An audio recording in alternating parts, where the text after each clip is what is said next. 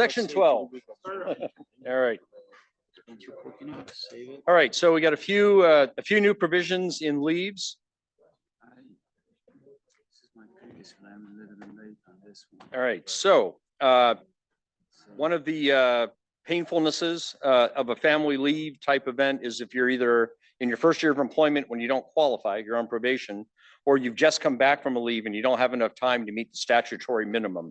So if you have an event that happens to you that would normally qualify for FMLA, but you don't meet those requirements, you'll be able to do a personal leave now for up to 12 weeks. And during that leave, maintain your medical, dental, and vision at active rates. So that essentially mirrors the benefits you would get on a family leave without being a family leave. So that would help a new hire pilot in their first year, or a pilot who came back from a leave and has not had any active time to requalify again, the 504 hours. Bonding leave.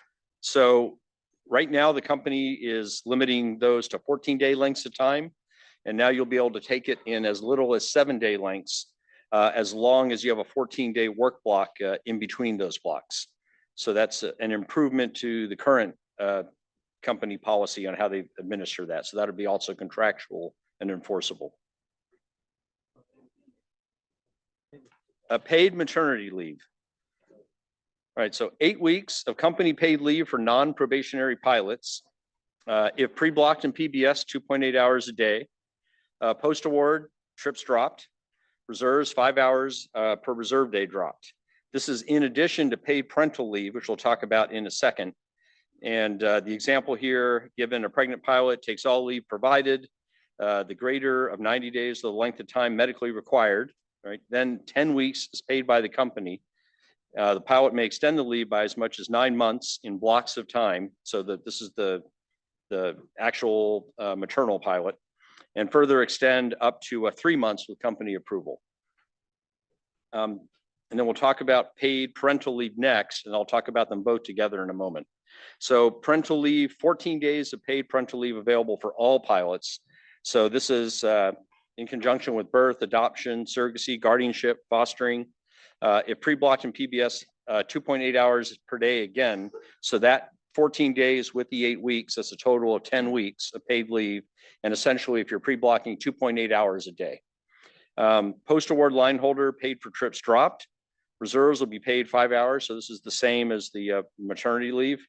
And then in addition to the 14 days, you can take an additional unpaid 14 days. So if you were somebody not qualifying for the maternity leave, but wanted a larger block of parental leave, you can do this for 28 days.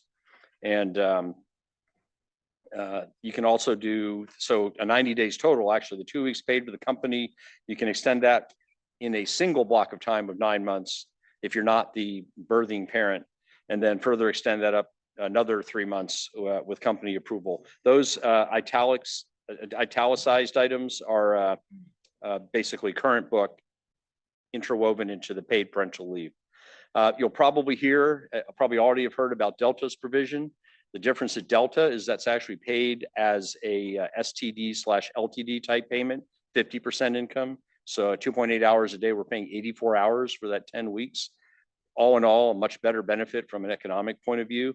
And then extending the ability to do that for the parental leave for the 2 weeks for everybody. That's something we don't think anybody else has, at least not among our peers. There may be smaller carriers or different carriers that have it, but we think that's a pretty good feature for you all to be able to explain to pilots. Is it the same time frame Delta would have? So Delta does 10 weeks of paid maternity leave. We do the 8 plus the 2 of the parental leave. Right, application of state sick laws. So the idea here, and something that a lot of our pilots wanted was, hey, if a state says something, United should follow, whoever the highest tent pole in whatever state it might be, right? Whoever has the most restrictive rules, United's got to go follow those rules. You can imagine the heavy lift that might have been in negotiations, and it was. So what we have is the meet and discuss that you all heard earlier. So the idea here is the company can't just impose a policy or an interpretation without coming and talking to us And even if they've done that, and just because they've told us doesn't mean we have to agree to it, we will still have the ability to go, just like the company or an individual pilot would, to go fight that opinion in a state agency or court, as it says in the second bullet. And that is something that has happened historically in a number of places with mixed results. California, it worked out pretty positively for us. And that will come up into another provision in section 13. Some cleanup in 12. So some modifications to the chapter to the way some of the leave payments are made to coincide with the elimination of line holder MPG. And then also a pilot returning from leave for requalification training. There's a current practice that wasn't necessarily being followed for them. This is clarifying that 12H6 will follow that, so we'll modify that. And then we'll also update the chart at the very end of the chapter to account for current practice.